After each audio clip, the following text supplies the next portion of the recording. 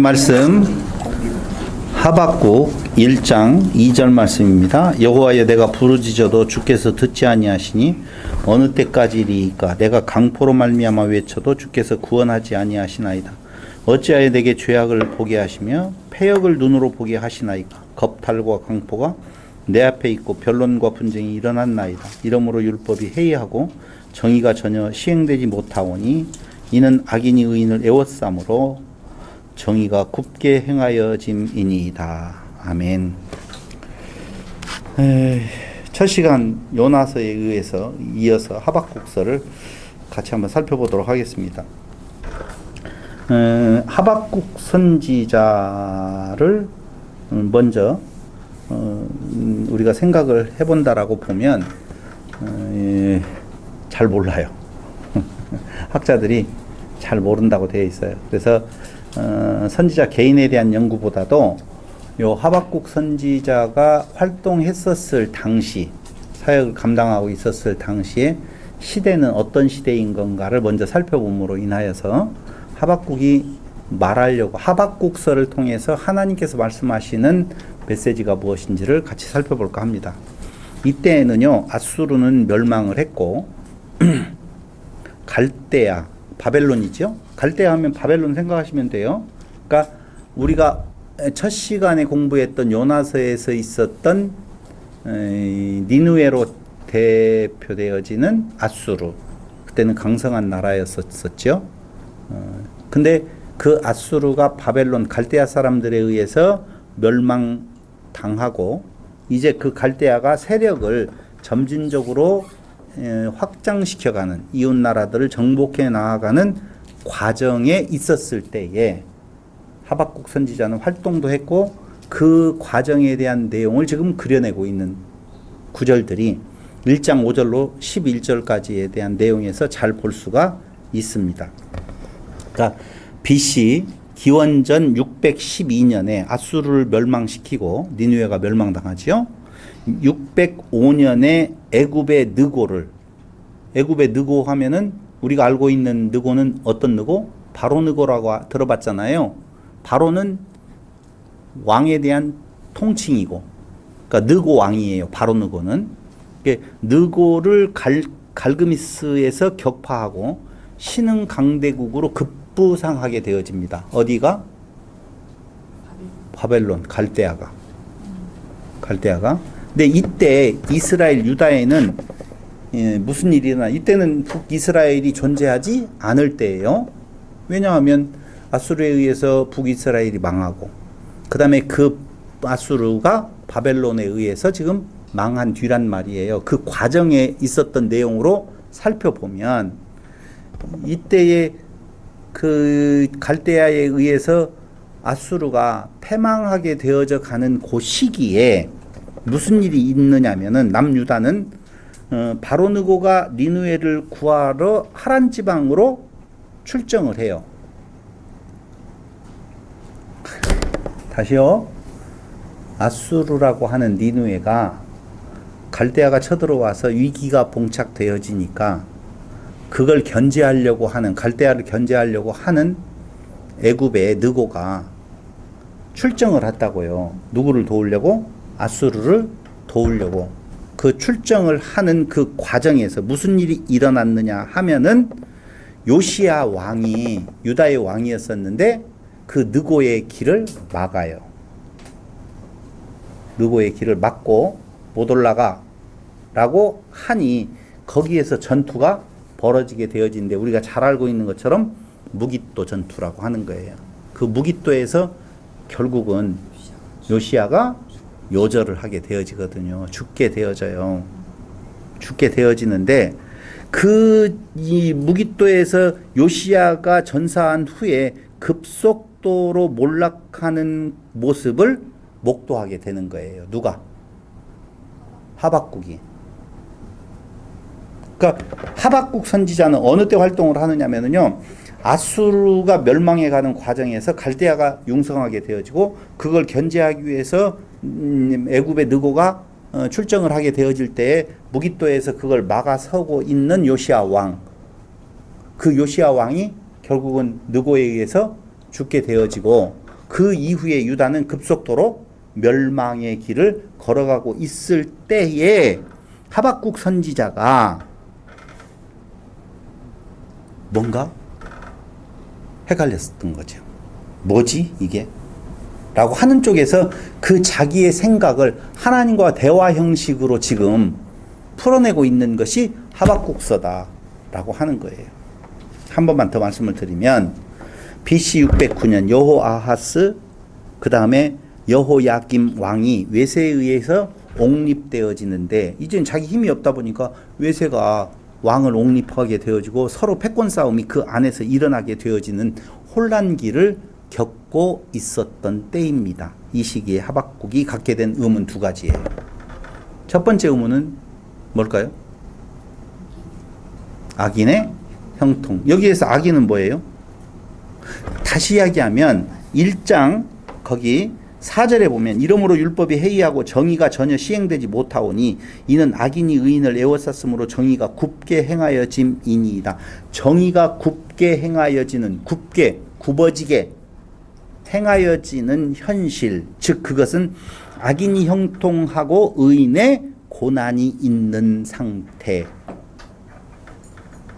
죄악된 유다의 사람들 왜 처벌하지 않으시는 거예요? 라고 의문을 갖게 되어지는 거예요. 자, 같은 나라에서 우리로 말하면 이렇게 한번 생각을 해볼게요. 일제시대 때 친일파가 형통하고 나라를 구하겠다라고 힘쓰고 애쓰는 자들이 불행을 겪게 되어지잖아요. 그럼 누군가 선견자적인 어떤 뜻을 가진 자가 그걸 보고 어떻게 저렇게 친일파들, 나라를 팔아먹는 사람들은 더욱더 잘 되어지고 나라를 지키겠다라고 수고하고 애쓴 자들은 저렇게 힘들게 살아가야 되는 건가? 라고 하는 의문을 가질 수 있잖아요. 그게 신 앞에서의 갖는 의문이에요. 하나님이 살아계시다라고 하면 어찌 악인이 형통하고 죄인들이 악인이 형통하고 의인이 불행을 겪게 되어지고 고난을 겪게 되어지는 건가? 여러분들의 고견을 듣도록 하겠습니다. 김주호 권사님의 고견을 한번 들어보도록 하겠습니다. 갖다 주세요, 마이크. 마이크, 이거 마이크예요.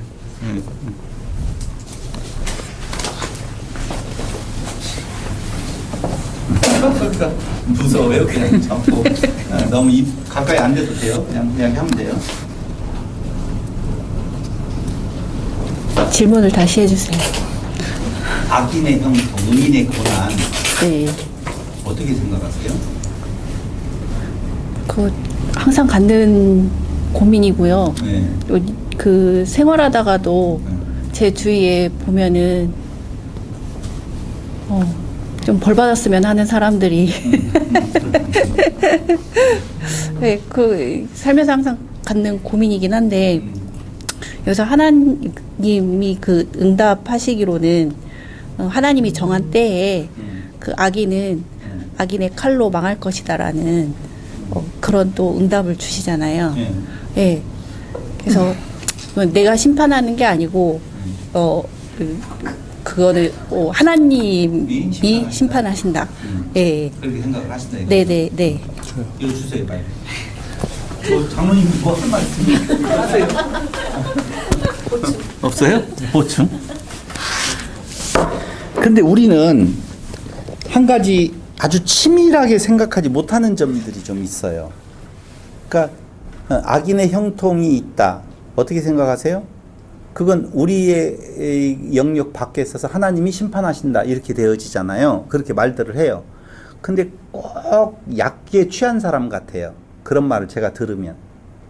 권사님이 약에 취했다는 말은 아니고 약에 취한 사람 같이 들어요. 왜냐하면 악인의 형통이 언젠가는 끝나야 되거든요. 그 말로 하면. 그럼 하나님이 역사를 안 하시든가 죽어 계시든가 역사를 하셨다라고 그냥 내가 그 명제만 듣고 죽을 때까지 그런 현상은 안 일어났는데도 일어난 것처럼 생각하면서 살아가는 사람들이 많다니까요. 악인의 형통이 있어.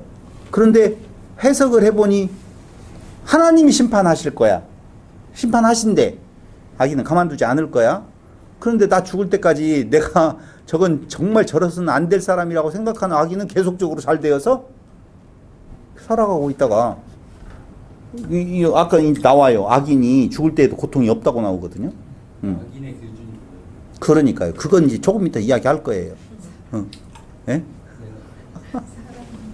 사람이니까 악인이다 그 말이죠.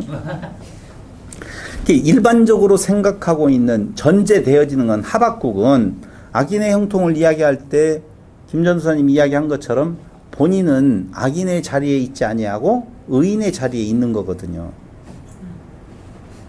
내가 악인의 형통함을 이야기한다. 왜 저 악인이 저래요?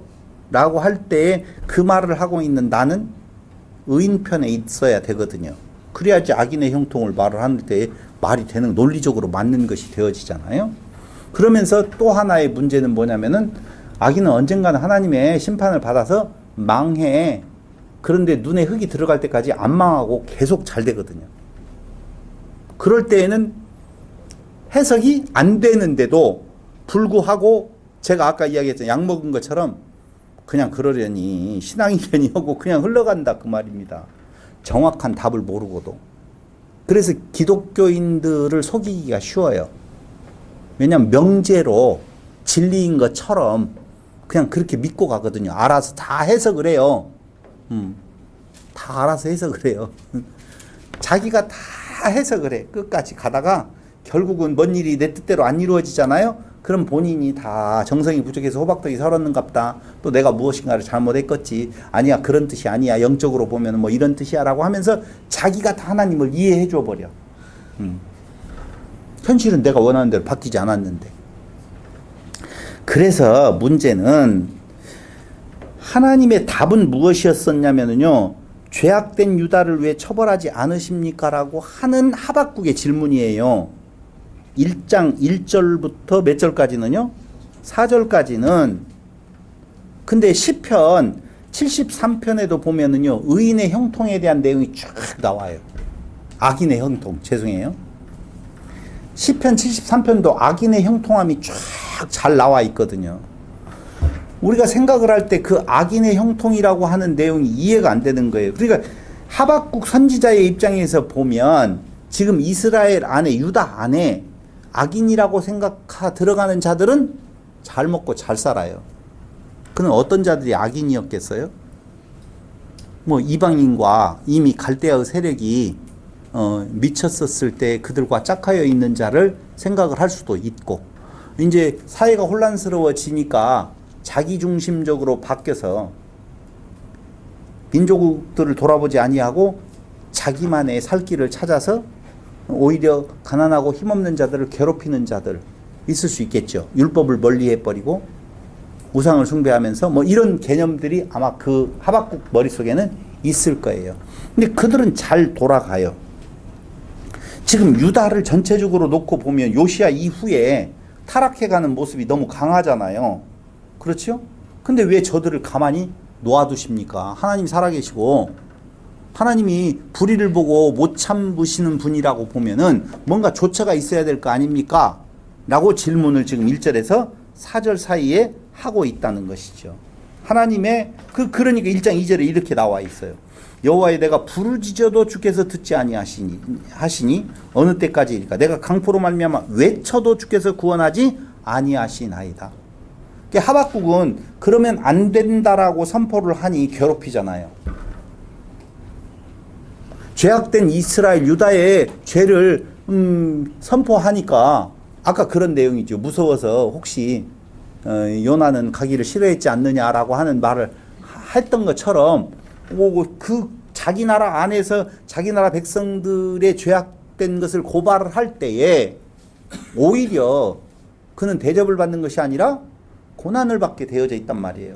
그래서 왜 이런 일이 일어납니까? 라고 하나님께 외쳐도 하나님은 듣지 아니하시네요. 어찌 된 겁니까? 라고 따져 물어요. 그러니까 하나님의 대답이 다 같이 시작. 내가 갈대아 사람들을 준비했어. 그 말이거든요. 그들을 가만두는 것이 아니라 갈대아 사람들을 들어서 심판할 거야. 그 말이거든요. 그러면 하박국은 다 같이 이 대답을 들은 하박국의 반응을 여러분들이 몸소 한번 보여주시기를 바랍니다. 시작. 예? 뭐라고요? 부흥하리로라 하나님의 계획이. 다시 이야기할게요. 자, 지금 하박국이 아니 이 나라 안에서 불의를 행하는 자들, 하나님의 뜻을 어기고 율법을 자꾸자꾸 범하면서 우상을 숭배하면서 자기 살 길을 찾아가고 있는 요시야 왕의 개혁이 수포로 돌아가고 있잖아요. 그래서 더욱더 하나님을 멀리 떠나는 그들을 왜 가만히 놓아두셔요, 하나님? 이야기를 하니까 하나님께서 갈대아를 들어서 징치할 거야 라고 답을 해줘요. 그러니까 하박국이 다 같이 시작. 언제요? 경사난데 뭐 이렇게 반응을 하겠어요? 고은 집사님? 신랑이 말하는 것처럼 언제요? 이렇게 대답을 하겠어요? 그럼 어떻게 하겠어요? 고개를 갸우뚱하시는데 시작.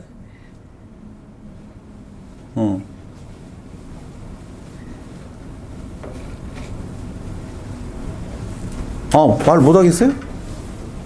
좀 도와주세요. 9달 이 시간.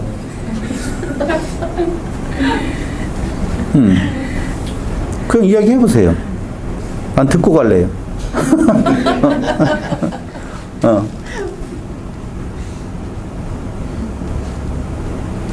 갈대아를 들어서 너희들을, 저들을, 악인들을 심판할 거야. 다 같이 하박국의 입장에서 그 소리를 들으면 뭐라고요? 아싸? 역시 하나님? 그 표정대로 이야기해달라고요. 아싸 하지 말고, 지금, 아싸 하지 말고, 그 표정. 시작. 봐봐요. 정말요? 그렇게 가네요. 그거 아니죠? 이런 표현을 하면 돼요, 안 돼요? 그럼 어떤 표정이었어? 아니, 잘 봐봐. 이따 더 쉽게 이야기할게요. 하나님, 아니, 이 나라가, 이 조선의 위기가 이렇게 어려운 때에 조선이 탐관오리가 생기고, 이렇게 백성들을 돌보지도 않고, 위정자들은 백성들이 자기들의 이익만을 위하여서 이렇게 나쁜 모습으로 변해가는데, 하나님 좀 왜 가만히 있으세요?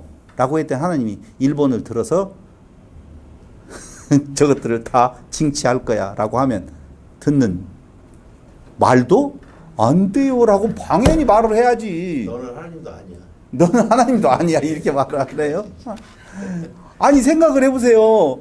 이방 나라를 들어서 자기 나라 백성들 아무리 이들이 지금 잘못을 저질렀다고 하더라도 이방 나라를 들어서 이들을 가만히 안 놔두겠다, 내가 이들을 심판하겠다라고 하면 선지자 입장에서, 나라를 생각하는 선지자 입장에서 아이고 이방 나라를 들어서 우리나라의 나쁜 놈들을 쳐서 한다, 없애버리겠다고요?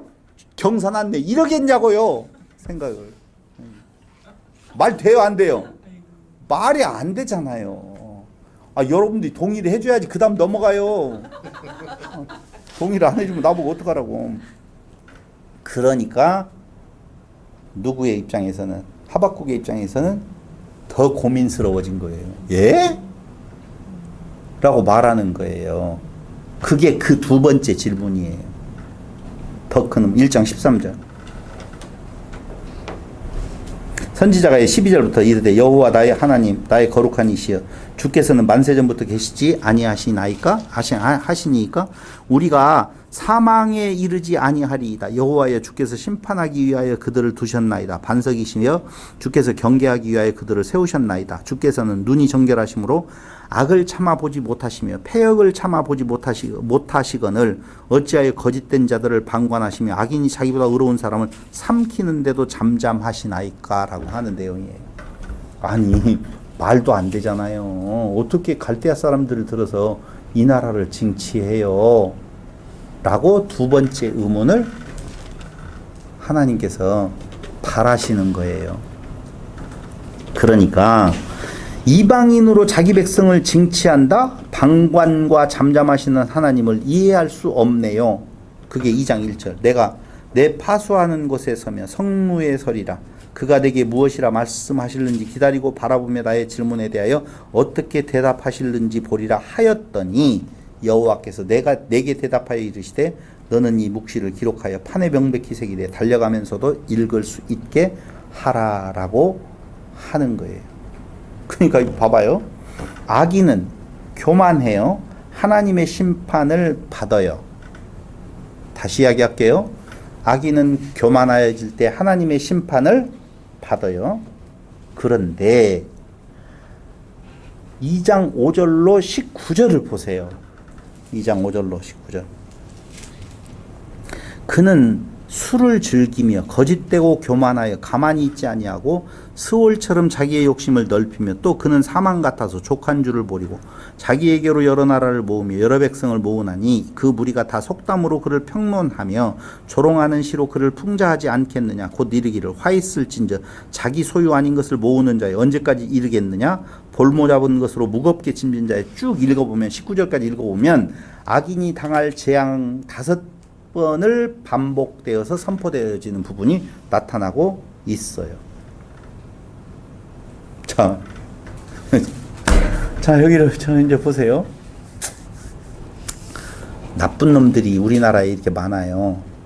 내가 이방인을 들어서 그들을 징치할 거야.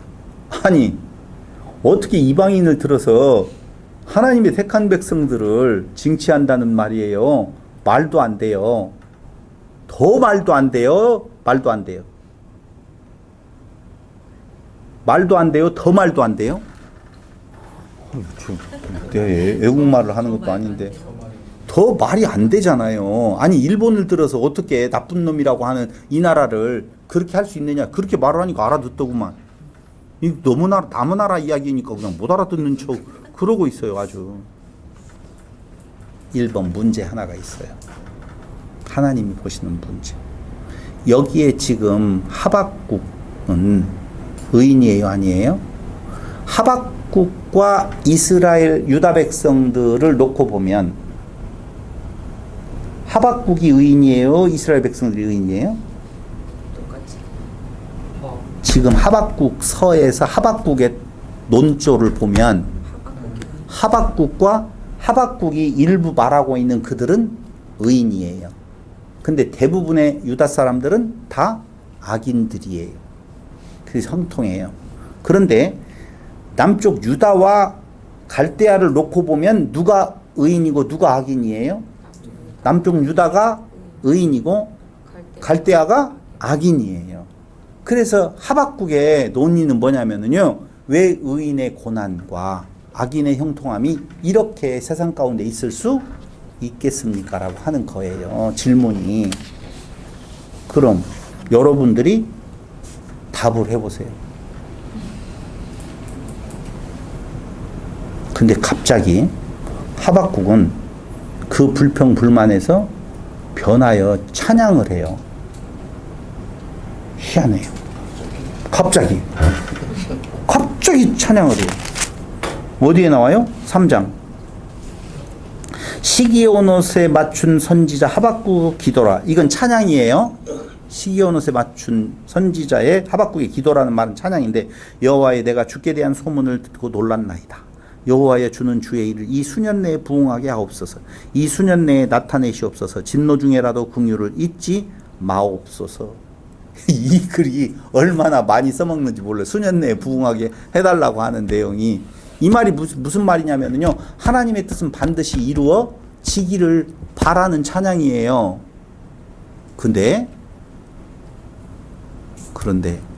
왜 갑자기 하박국은 이렇게 찬양으로 바뀌었느냐 그 말입니다. 원망과 불평에서. 대드는 거 아니에요? 네? 대드는 거 아니에요? 대들은 거라고요? 3장이?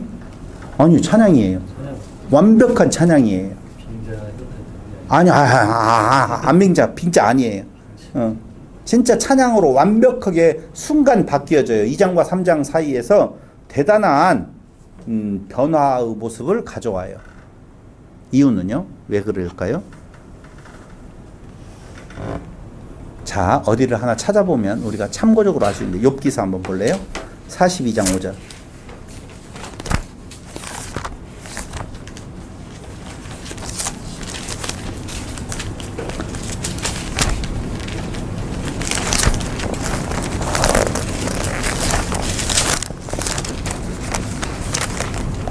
(42장 5절) 다 같이 한번 한 목소리로 읽었습니다. 시작. 시작. 내가 주께 대하여 귀로 듣기만 하였사오나 이제는 눈으로 주를 배움나이다 라고 말하고 있어요. 그럴 때 그러므로 내가 스스로 거두어 드리고 티끌과 제 가운데에서 회개하나이다. 욥은 대단히 의로운 모습을 견지하고 있었어요. 그러다가 갑자기 회개의 모드로 바뀌어요. 왜 바뀌었느냐면은 들었던 하나님을 보게 되어졌다라고 하는 거예요. 그럼 원망과 불평 속에 있었던 하박국과 욥의 상태가 비슷하다라고 보면 갑자기 욥이 찬양의 모습, 회개의 모습으로 지금 바뀌어갔어요. 그 바뀌어갔었을 때의 계기는 하나님을 들었었는데 이제는 보게 되었다라고 하는 거예요. 그러는 것처럼 그걸 대입해서 보면 하박국은 원망과 불평 속에 있다가 갑자기 찬양으로 확 돌아서요. 왜요?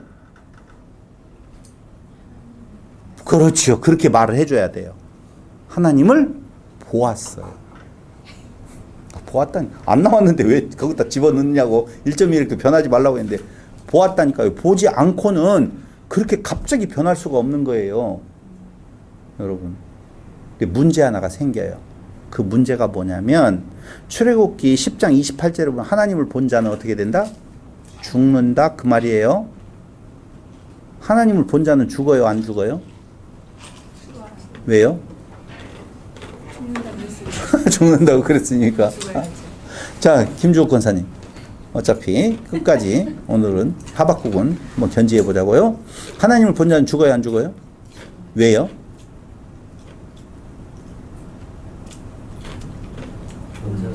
네? 네? 거룩하신 분을 죄인이 보면 죽게 되어 있다. 그렇게 말을 하죠. 직접 본 게 아니잖아요. 직접 본 게 아니잖아요. 체험한 거잖아요. 자, 우리는 이제까지 하나님을 본 자가 한 명이라도 있었을까요? 없었을까요? 형상이 아닌. 그렇죠. 본 자가 없어요. 볼 수가 없어요. 볼 수가 없는데 본 자는 죽는다고 말해요. 말이 안 맞잖아요. 볼 수가 없는데 본 자는 죽는데요. 근데 또 보았대요. 근데 안 죽었네요. 이게 뭐예요 도대체? 그러니까 너무 어려워요. 사실은 우리는 신앙인이니까 이것 바로 따로 받고 이거 따로 받고 이거 따로 받고 그렇게 다 따로 받았기 때문에 이게 혼돈 없는 것 같이 받아들일 뿐이지 제가 몇 개만 지금 하나님을 들었는데 봅니다. 그럼 넌 출애굽기의 말씀대로 하면 넌 죽어야 되는데 안 죽었습니다. 오히려 보았다라고 해놓고 변화가 확 일어나요. 회개하고 찬양으로 바뀌어지네요. 어떻게 설명을 해야 되죠? 문학적 표현. 문학적 표현. 복음을 들었고 그러니까 이런 거예요. 본 자는 죽는다라고 이야기할 때의 개념은 볼 수 없는데 본다고 하니 그게 뭔 말이에요? 거짓말이에요. 아니 하나님은 영이시기 때문에 육체의 눈으로는 절대 볼 수가 없어요. 그런데 육체의 눈으로 보았다고 하니 그 자는 무엇하는 자다? 거짓말하는 자다. 아니 거짓말은 다 하잖아요. 아니 하나님을 향하여서 하나님이 있다고 하나님을 보았다라고 그러니까 꿈속에서 하나님을 보았다고 말하는 자들은 전부 다 뭔 말을 하는 거예요? 거짓말을 하는 거예요. 그래서 하나님을 본 자는 죽는 것이 아니라 하나님을 보았다고 거짓말하는 자는 죽음이라 그 말이에요. 하나님을 본 자 아무도 없다니까. 그러니까 그 말은 있으나마나 말이 되어져요. 진짜 육체의 눈으로 보는 거라고 보면 그 말이 필요가 없다니까요. 볼 수가 없는데 어떻게 봐요. 그런데 왜 그 말씀을 하고 있느냐? 하나님을 본 자는 죽는다고 말을 하느냐? 그렇게 거짓말을 치는 자들이 있다는 거예요. 나는 하나님을 보았는데 하나님이 이런 분이다 라고 말하는 건 거짓말이에요. 그럼 욥이 말하고 있는 내가 하나님을 듣기만 했는데 이제 보았다라고 하는 말은 어떻게 보는 것을 지금 말하는 건가? 자기가 들었던 말을 잘못 해석하고 있었는데 이제는 진짜 눈으로 보는 것 같이 봅니다. 하나님은 어떠한 분이라는 사실을. 욥이 겪은 바에 대한 내용에 있어서 하나님을 알게 되었다, 보게 되었다라고 하는 말은 내가 생각하고 있었던, 내가 들리는 말로, 표면적인 말로 들렸던 그 하나님이 아니라는 사실을 이제 알게 되어졌습니다 라고 하는 거예요. 근데 그 알게 되어진 그 하나님은 어떤 하나님이에요? 처음에 뭐 욥이 알았던 하나님과 그 뒤에 알게 되어진, 보게 되어진 하나님은 차이가 있다는 거 아니겠어요? 분명히. 그럼 어떤 차이가 있을까요? 질문만 하면 꿀을 먹네. 네, 참 하나님. 알기 전에는 자기가 생각한 하나님인데. 뭐 그렇지. 그 말이에요. 하나님이 보여준 하나님이었어 진짜. 조금 뒤에가 좀 아쉬웠어요. 자기가 알고 있는 하나님은 어떤 하나님인데 진짜 알고 난 하나님은, 보게 된 하나님은 어떠한 하나님이다라고 하는 내용이에요. 그러니까 욥은 어떤 하나님으로 생각을 했었는 건가? 의로운 하나님이신 줄 알았어요. 의로운 자의 하나님인 줄 알았어요. 내가 무슨 의를 행해야만이, 내가 착한 모습으로 가야만이, 내가 무엇인가 가지고 가야만이 즐거워하시는 하나님으로 알았었는데, 들렸었는데, 알고 보니까 그분이 아니군요. 누구의 하나님? 죄인들의 하나님. 무엇인가를 필요해서 받으려고 하는 것이 아니라 주시려고 하는 하나님. 그게 알았다는 거예요. 그러니까 욥은 계속적으로 나 잘못 없어 라고 하는 내용을 주장했잖아요. 그래서 회개가 있어요, 없어요? 없어요. 난 너희들이 잘못한 거야, 하나님에 대해서. 어쩌라고. 그런데 나중에 알고 보니까 하나님은 죄인들의 하나님, 죄인을 사랑하고 안아주시는 하나님이라고 하는 내용이에요. 한마디로 말을 하면 그 하나님을 어떻게 하다? 알았다. 그게 보게 되었다. 그 말이에요. 이제 눈으로 보는 것 같이 마주하게 되었다. 그 말이에요. 그래서 어느 자리로 가는 거예요? 죄인의 자리로 가는 거라고요. 하박국도 마찬가지예요. 자기가 의인인 줄 알았다니까. 그리고 죄인은 전놈들인 줄로 알고, 이스라엘은 의인인 줄 알았어요. 그리고 이방 나라가 죄인인들로 알았다고요. 그런데 그게 아니었네요 라고 하는, 모든 자들이 다 죄인의 모습입니다. 다시 말씀드리면 죄인은 긍휼을 입을 자지 하나님으로부터 무슨 대가를 바랄 수 있는 자가 아니라고 하는 사실이에요. 그래서 알고 보니 하나님이 그러한 분인 줄을 이제 알고 보니, 그럼 봐봐요. 갈대아인을 들어서 악인들을 처벌하고, 그렇죠. 악인들은 결국은 어떻게 해요? 하나님이 치신다고 나오잖아요. 그걸 들었잖아요. 그럼 보세요. 이스라엘 유다 백성 안에도 악인들이 있어서 징치되어지고, 그들을 심판의 도구로 썼던 갈대아도 심판이 되어지고, 또 그 갈대아를 무너뜨린 누구도 무엇이에요? 심판의 대상이 되어지고, 그래서 모든 인류는 다 심판의 대상이에요? 의인이에요? 심판의 대상이라 그 말이에요.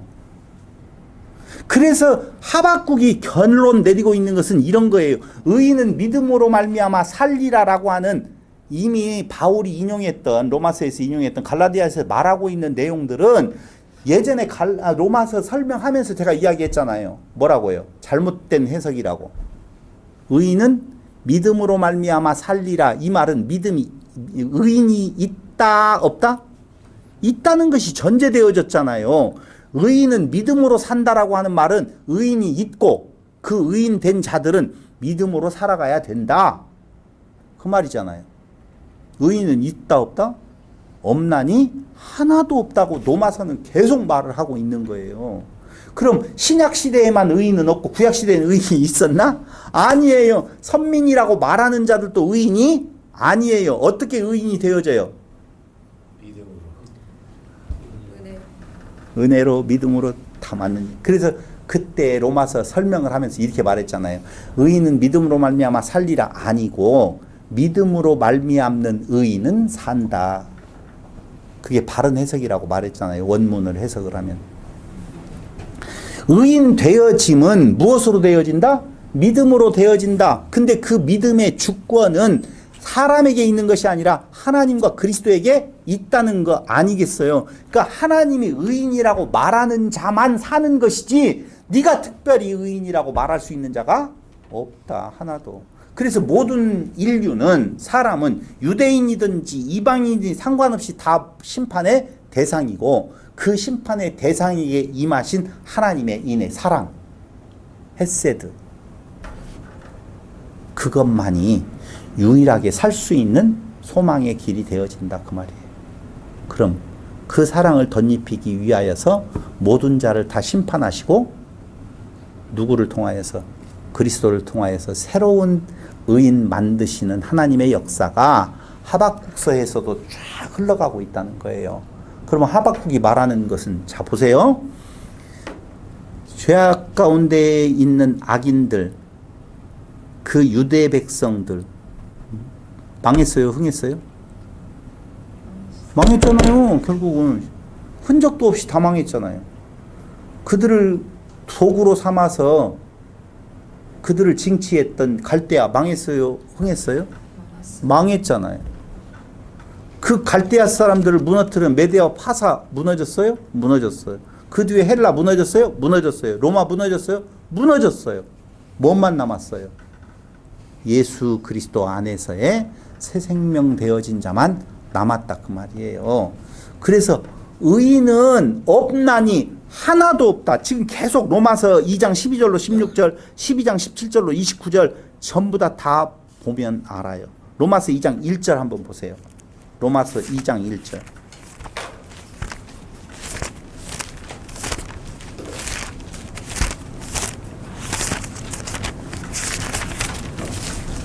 이장 1절. 그러므로 남을 판단하는 사람아 나오잖아요. 그럼 하박국은 남을 판단하는 사람, 안 판단하는 사람? 판단하는 사람. 네 누구를 막론하고 네가 핑계하지 못할 것은 남을 판단하는 것으로 네가 너를 정죄함이니 판단하는 내가 같은 일을 행함이니라 라고 나오고 있다는 거예요. 2장 12절로 16절 보세요. 무릇 율법 없이 범죄한 자는 또한 율법 없이 망하고 무릇 율법이 있고 범죄한 자는 율법으로 말미암아 심판을 받으리라. 하나님 앞에서는 율법을 듣는 자가 의인이 아니 오직 율법을 행하는 자라 의롭다 하심 얻으리니 율법 없는 이방인이 본성으로 율법을 행할 때에는 이 사람은 율법이 없어도 자기가 자기의 율법이 되느니 이런 이들은 그 양심이 증거가 되어 그 생각들이 서로 혹은 고발하여 혹은 변명하며 하여 그 마음에 새긴 율법의 행위를 나타내니라. 곧 나의 복음에 이른 바와 같이 하나님이 예수 그리스도로 말미암아 사람들을 인명을 심판하시는 그날이라. 여기 행하는 자라야 의롭다라고 되어 있죠. 행하는 자가 있다 없다? 없다라고 하는 내용이에요. 모든 자가 다 악인이라 그 말이에요. 그러므로 악인의 형통은 없어요. 다 망해요. 그럼 누구만 살아요? 예수 안에 우리. 그렇죠. 그걸 성경 말씀으로 다 같이 시작. 평생. 누구만 살아요? 의인. 믿음으로 말미암은 암는이에요. 암은이에요. 암은 의인. 많이 산다 그 말이에요. 사람의 행위로서 의롭다함을 입을 자가 아무도 없어요. 그래서 바로 뭐가 되어져요? 찬양으로 바뀌는데 어떻게 찬양이 바뀌었어요? 여러분들이 다 같이 시작.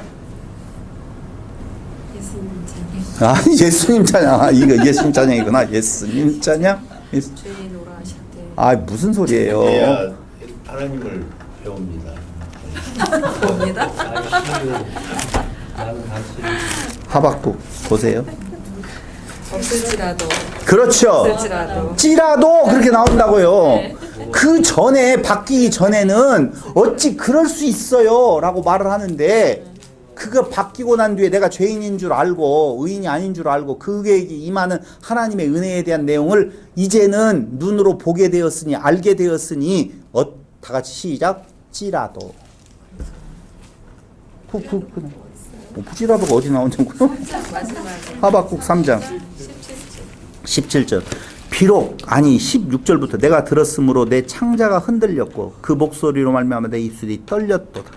무리가 우리를 치러 올라오는 환난 날을 내가 기다림으로 썩이는 것이 내 뼈에 들어왔으며 내 몸은 내 처소에서 떨리는도다. 이렇게 고난 가운데 있었는데도 비록 무화과 나무가 무성하지 못하며 포도나무에 열매가 없으며 감람나무에 소출이 없으며 밭에 먹을 것이 없으며 우리의 양이 없으며 외양간에 소가 없을 지라도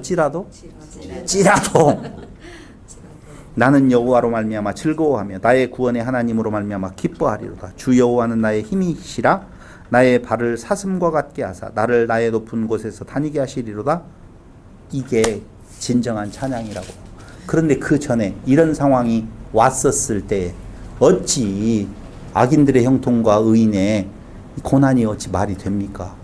우리가 지금 예수를 믿는다라고 하면서 우리는 어디에 쓸 수 있어요? 의인의 자리에 서서 왜 이렇게 살아야 됩니까? 라고 말을 하지만 아니에요. 진짜 하나님의 은혜 안에서 우리에게 영원한 생명이 주어졌다라고 하는 이 진리를 알게 되어진다면 그 사는 삶에 있어서 고난이 우리 앞에 놓여 있을지라도 나는 여호와를 인하여서 어떻게 한다? 기뻐하고 즐거워한다. 이게 진정한 성도의 삶의 모습이라 그 말이에요. 그것을 누가 해주느냐? 바로 사람의 의가 아닌 하나님께서 당신의 아들을 보내셔서 그 손의 못자국을 통하여서 그 사랑을 알게 하고 그 사랑을 보게 해서 이 신앙 고백이 나타나도록 만드시겠다라고 한 하나님의 약속이 하박국서인 것입니다. 질문 받겠습니다. 근데 목사님, 예. 그런 찬양이 나올 때까지 결정적인 계기가 있었을 것 같은데 하박국에 예. 어떤 그런 구절들은 안 보이잖아요. 2장까지 보면 제가- 어떤 걸 보고 그거를 하박국 제가 아까 욥기를 가지고 온 것은 성경은 그 과정에 대한 내용을 다 썼으면 하박국 3장으로 안 끝나요. 근데 그 과정에 대한 내용이 하나님께서 그에게 알게 하시는 은혜가 있었다고. 네. 그 과정 알고 근데 싶어요. 우리가 읽어보면 그걸 모르잖아요. 그러니까 왜 그럼 갑자기 찬양으로 바뀌었을까를 생각을 해야 되잖아요. 왜 갑자기 바뀌지? 그래. 이 장에서? 그러니까 거기 전부 다 읽어보시면 아까 5번에 뭐가 나온다고 그랬잖아요. 하박국서에 5번에 악인이 당할 재앙 5번이 반복되어져 나오거든요. 2장 5절로 19절까지 읽어보면. 그럼 그 재앙을 쭉 읽어가면서 그걸 계시로 지금 받은 거잖아요. 하박국이 지금. 그러면 그 말을 하면서 본인이 나도 그 안에 끼어들어간 거 알게 되어지는 거죠. 구절은 안 나와 있어도 그렇게 하박국 내가 죄인입니다. 이런 구절을 안 해도 다 아는 거예요. 우린 읽어보니까 딱 보면 몰라? 정말? 딱 보면 알아야지. 그걸. 그래서 욥기도 마찬가지예요. 내가 이제까지 무엇했는데 들었기만 했는데 보게 되어집니다라고 하는 내용이 내가 갑자기 무엇을 통해서 뭐가 반짝해가지고 봤습니다. 이 말이 아니에요. 그 과정에 하나님의 역사를 보니 그 안에 그 과정들을 통해서 내가 누구다는 것을 알게 되어지는 거예요. 요나도 그런 거잖아요. 그 과정을 통해서 나를 보게 됩니다. 나와 같은 이스라엘을 백성들을 보게 됩니다. 라고 하는 내용이에요. 그래서 그걸 못 보면 자꾸 성경에서 표면적인 말씀으로 봐서 내가 무엇을 해야 되는, 내 의를 보여줘야 되는, 하나님 앞에 무엇인가. 근데 하나님은 부족하여서 우리에게 채움을 받으려고 하시는 분이 아니라 우리에게 주시기를 원하시는 분이거든요. 그 하나님을 알게 되어지는 것을 뭐 한다라고 말한다고요? 본다. 그렇게 말을 하는 거예요. 그게 보는 거라고요. 그 하나님. 죄인오라 하실 때에 날 부르소서. 아멘! 해야지. 의인오라 하실, 조금만 기다려요. 내가 만들어가지고 가보겠어요. 라고 하는 내용이 아니라는 사실이에요. 그냥 저희는 단순하게 예. 욥이 보았다라고 고백할 때는 하나님이 욥을 통해서 자식도 가져가시고 모든 재산과 모든 걸 가져가셔서 다음에 다시 그래서 취하신 분도 여호와 가져가신 분도 여호와이라는 고백을 하면서 그 자기의 삶을 통해서 그냥 그렇게 체험하게 하심으로 그냥 그게 어떻게 하는 거예요. 어떻게 보게 했어요? 지식적으로만 들었던 하나님을 근데 계속 삶을 통해서 욥의 그 고백들을 보면은요, 나는 죄 없는데 왜 그러세요? 왜 그러세요? 라고 하는 원망이에요. 처음엔 그렇게 하다가 근데 음. 친구들이 변론을 할 때에는 그러니까 그런 변론을 과정을 네. 통하여서 욥이 하나님의 전제는 이야기를 해요. 하나님 어떠한 분이시다, 어떠한 분이시다 이야기를 하지만 그 근저에 흐르는 내용은 왜 나는 죄가 없는데 이렇게 고난 속에 있어야 돼요. 욥한테는 그 마음이 베이스에 있지요. 있었어요. 있었어요. 나와요. 그런 그래요? 내용들이. 예. 그 관점이 바뀌는 그 관점이 바뀌는 거예요. 자기를 보는 거예요.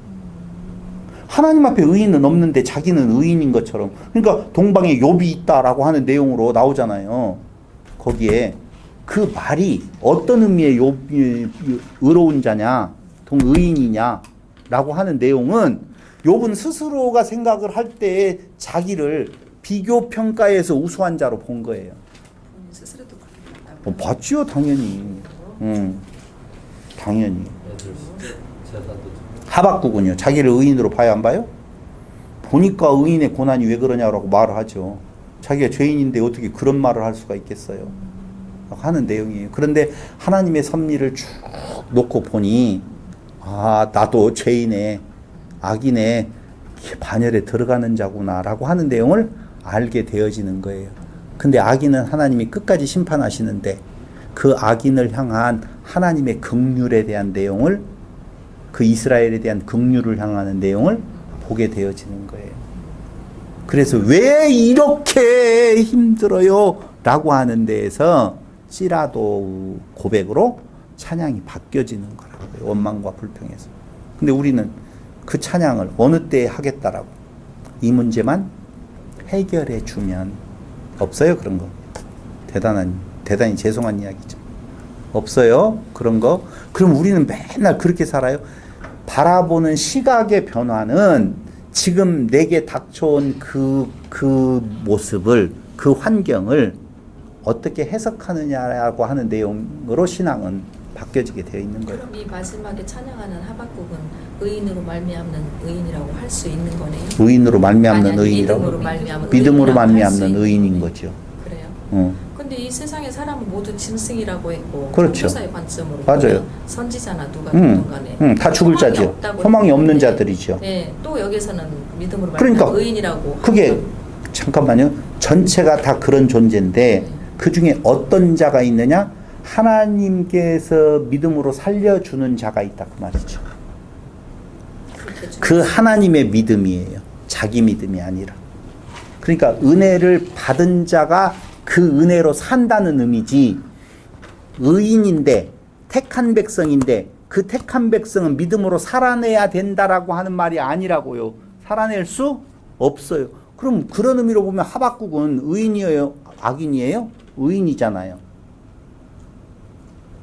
의인은 믿음으로 산다라고 하면 하박국은 요나도 그래요. 요나도 그렇고. 그래요? 그렇잖아요. 그러니까 자기가 의인의 반열에 이미 있어요. 그 말로 그대로 놓고 본다면 그는 뭘로만 살아야 돼요? 믿음으로만 살아야 되잖아요. 근데 하나님의 명령이 있는데 도망가는 놈이 믿음이에요? 안 믿음이에요? 안 믿음이지요. 그러니까 그건 틀린 말이에요.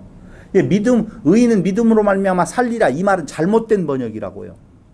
원문은 그렇게 안 되어 있고 믿음으로 말미암는 의인만이 산다라고 하는 개념이에요. 그러니까 그 말은 이해가 되는데 목사님 지금 헷갈리는 것이 뭐가 선교사의 관점으로 목사님 항상 그렇게 강조를 하셨잖아요. 네. 다 짐승이고 사람인 게 죄다라고 하시면서 아무도 소망이 없는 것처럼 다 얘기를 하셨는데 여기 하박국에서는 지금 이 부분의 찬양을 보고 믿음으로 말미암는 의인이다라고 또 얘기를 하시니까 이게 이제 또 저희는 혼란스러운 거죠. 아니 그 부분이 구분이 안 되는구나. 예. 모두 다 뭐예요? 죄인.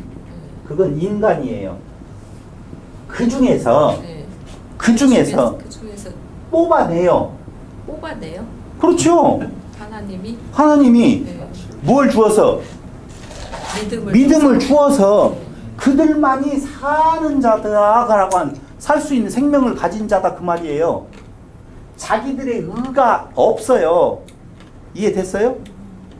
오직 살 소망은 어디에 있다고? 하나님이 살려주시는 자만 사는 자다 그 말이에요. 네? 그 뽑는 자가 그러면 유대인에서만 뽑아? 아니라고 이야기를 계속 하잖아요. 이방인도. 그러니까 유대인들은 자기들만의 의인이라고 뽑힌 자라고 착각하고 있다는 거예요. 그래서 특별한 봐봐요. 내가 누군가로부터 선택함을 받았어요. 자랑할 일이에요? 자랑할 거 없어요? 그건 없죠. 없지요. 그래서 자랑할 것이 없느니라 그렇게 말을 하는 거예요. 믿음은. 왜요? 주어진 거니까 값없이. 그래서 누구도 내가 의인이 되어지는 것은 내 의로 말미암아 내가 잘났기 때문에 우리 민족이 훌륭하기 때문이 아니라 하나님의 은혜구나라고 하는 것을 이제 보게 되어서 알게 되었습니다 라고 하는 고백이 찌라도 고백이라고요. 믿음을 부여받은 자는 찌라도예요. 근데 믿음이 있다고 말하는 자는 어찌 그럴 수 있어요 예요.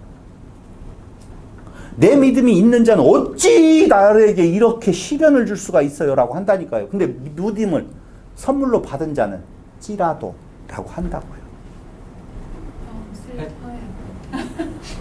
헷갈리지는 않는데 안 받아들여진다는 얘기. 그게 안 받아들여지는 것이 뭐냐면요. 아직도 자기가 소중한 거예요. 소중하죠. 그런데 제가 누누이 이야기하잖아요. 사람 앞에서 짐승보다도 하나님 앞에서의 사람이 더 볼품없는 존재라고. 그거도 죄에 대한 개념이. 저는 안 슬퍼요. 왜 안 슬프냐면 나 같은 존재에게 그런 소망을 갖게라도 했다는 것이. 아니 그건 맞는데. 예. 아직 이제 그렇지 않은 사람들은. 거기까지 모든 그러니까 그것도 우리의 그렇긴 한데 죄송해요. 우리의 오지랖이에요. 하나님은 누구가 믿음을 부여한 자인지 아무도 모른다라고 이야기를 했어요. 근데 왜 우리가 벌써 누구를 향하여 슬퍼한다는 말은 나는 넘어서서 다른 사람을 걱정하고 있다는 거요? 그러지 마세요. 좀 심해요. 좀 심하구만. 아니요. 진짜 우리는 나라를 품을 만큼의 가슴을 안 가지고 있는데도 때로는 나라를 품는다고 생각함으로 인하여서 자기는 이미 그 안에 존재한 걸로 생각을 해요. 미안해요. 정말 직설적으로 이야기해서 참 죄송하지만 우리는 더 큰 것을 생각함으로 인해서 작은 것 안에는 이미 난 포함되어 있는 걸로 말할 수도 있다니까요. 그러니까 신앙이 누구를 이순신 장군 염려할 때가 아니에요. 지금 이순신 장군은 구원을 받았을까 안 받았을까를 염려하지 말라니까요. 지금은 나예요. 다. 그 믿음 안에 있는 자라고 보면 오늘 정확하게 삶의 현장을 말해주고 있는 찌라도라고 하는 내용이 그게 바르게 하나님을 바라본 자의 삶의 현장이에요. 어떻게 살 것인 건가? 그 내용이 나온다니까요. 근데 여기에서 또 이렇게 말한다? 안 나오면 어떻게 되는 거예요? 나보고 어떡하라고. 안 나오면 나보고 어떻게 하라고요? 그건 사랑하는 사람들이 같이 못 한다면 슬프잖아. 나는 한 명도 누구는 그 안에 못 들어온 사람이라고 말한 적이 없어요. 아니요, 목사님 그러셨다. 아니요. 그러니까 마찬가지예요. 잘 생각을 해보시면 몰라요. 우리 바빠요. 우리가 바쁘고 내가 그 은혜에 감격이 되어서 그러면 그 은혜를 같이 나눌 뿐이에요. 제가 지난주 강론할 때 그렇게 이야기했어요. 한 주간 살아가면서 이 말씀 안에 하나님을 알아가면서 살아가려고 하는 지체들에 대한 내용이 참 궁금하다라고 하는 표현을 제가 지난 시간에 제가 했거든요. 진짜 궁금해요. 근데 그걸 개인적으로 어떻게 지내요? 전화를 못하고 그러는 것은 사람이 사람의 위로가 되어질까봐, 사람이 기대치가 되어질까봐 그렇게 안 할 뿐이지 참 궁금해요. 쉽지 않는 세상이거든요. 삶이 만만치 않거든요. 더더군다나 주신 믿음 안에서 살아간다라고 하는 찌라도라의 그 신앙을 갖는다는 것이 그렇게 쉬운 내용이 아니거든요. 그럼 힘들고 피곤할 때 누군가 같이 기댈 만한 내용이 되어진다면 훨씬 좀 부드럽게 넘어갈 수 있을 텐데 라고 하는 생각을 왜 못하겠어요? 하지요. 그러나 그게 오히려 혹시 다른 신앙의 길로 접어들까 봐, 방해가 되어질까봐 하나님에게 가는 그 너무 염려하는 것이다. 그래요. 그런 염려가 좀 되어지기는 해요. 진짜 만만치 않거든요. 이게 진짜 만만치 않아요. 얼마나 많은 유혹들이 있는지 모르겠어요. 근데 응. 저에게 믿음이 있다는 게 아니라 믿음이 있는지 없는지도 모르겠는데 그런 생각이 들어요. 그래요. 좋은 생각이라고 난 정말 생각해요. 얼마나 그게. 그래서 마음이 불붙는 것 같아서 견디지 못하는 상태에서 누군가에게 또 전할 수 있는 거 아니겠어요? 예, 하고 싶으면 하시고 하기 싫어도 하시고 하세요. 그래, 얼마나 좋은 의미예요. 자, 여기에 엄청난 것이 있다. 네가 잘만 믿는다라고 하는 말보다는 하나님의 은혜에 대한 복음을 전하는 것이 얼마나 값진 일이겠어요. 하박국서 그런 의미입니다. 뭐. 처음에 일본의 아길의 형통 질문에서 예.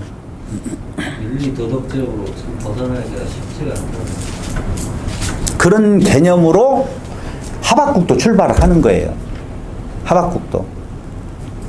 근데 늘 숙제가 되고 하박국의 전체적인 논조를 가보면 모두 다 악인이다라고 하는 개념이거든요. 그래서 모두 다 악인인데 그럼 소망이 어디에 있느냐? 하나님이 주시는 믿음만이 소망이다. 라고 하는 그게 우리로 신되게 하는 유일한 길이라라고 하는 창조의 개념을 이야기를 하는 거죠. 전부 다 그 에덴 동산에서 이미 신됨의 자리로 가려고 노력했던 아담. 이스라엘이라고 하는 것이 율법을 지켜서 신됨의 자리에 가려고 하는 이스라엘 백성.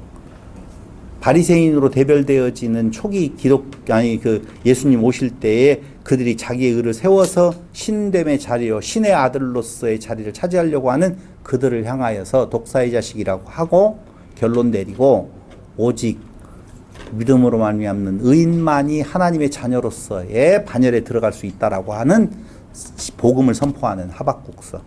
그건 찌라도의 삶의 현장으로 나타나게 되어져 있습니다. 안 나타나면 어떻게 돼요? 약한 거죠. 미성숙한 거고. 눈에 보여지는 걸로 판단할 수밖에 없잖아요. 그렇죠. 교회 직분을 세워도 마찬가지고. 예, 아무 의미는 없다고 말하기는 좀 그렇지만 의미 없어요, 별로. 직분이라고 하는 개념이. 근데 이제 신앙생활 오래 하지만 좀 하다 보면 이게 문화가 돼버리는 거야. 신앙이 있는 어떤 믿음이 아니라 문화가 돼서 내가 이 우리에 속해 있으니 구원이 이루어져. 그리 생각할 수 있겠죠. 그런 게 때로는 옥새가 되겠더라고요. 교회 문화나 음악, 찬양 이런 것들이. 지금 그게 하박국의 상태예요. 이스라엘이라고 하는 유다라고 하는 개념에 있어서 선민의식이죠. 개인 선민의식, 일부 집단의 선민의식, 유다의 선민의식, 이런 선민의식으로 가득 차 있죠. 요나스도 마찬가지. 큰 교회를 비하하는 게 아니라 2만 명, 3만 명 정도 모이면 거기서 평안을 얻더라고. 거기까지 가지 말자고요. 우리 지금 여기에서 나의 상태에 대한 내용을 한번 적나라하게 보면서 하나님을 발견하여 볼 수 있는 성도들이 되기를 바라겠습니다. 기도드리겠습니다. 고마우신 아버지 하나님, 오늘도 우리에게 귀한 시간 허락하여 주셔서 사람의 눈으로가 아닌 하나님께서 계시해 주는 그 눈으로 볼 수 있도록 인도하심을 진실로 감사드립니다. 짐승 같은 우리, 죽기에 태어난 짐승보다도 못한 존재들에게 하나님의 자녀로서의 소망을 하나님이 주시는 믿음 안에서 갖게 하심을 진심으로 감사드립니다. 어떠한 환경이 우리 앞에 있을지라도 그 환경의 변화를 꿈꾸는 것이 아니라 그 환경을 통하여서 하나님을 더욱 알아가는 놀라우신 하나님의 섭리 가운데에 우리를 두신 것을 진실로 감사드립니다. 오직 하나님의 자녀로서 이 땅 위에서 평안함을 누리며 살아갈 수 있는 믿음 안에 거하게 하여 주시기를 예수님의 이름으로 기도드립니다. 아멘.